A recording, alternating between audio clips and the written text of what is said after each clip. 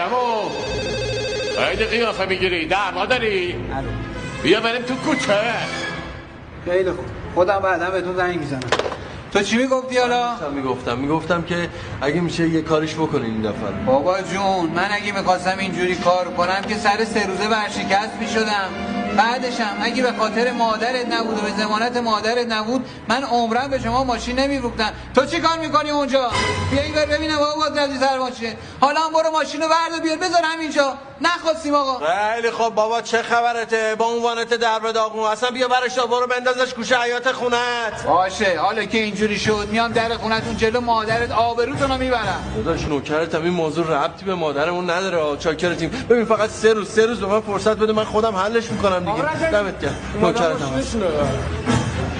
آقا رجب یه کاریش بکن واسه خیلی خوب بیاین بریم حالا بعد من میام سراغ. یعنی حله؟ بیاین بریم عزیزم بیاین بریم. خدا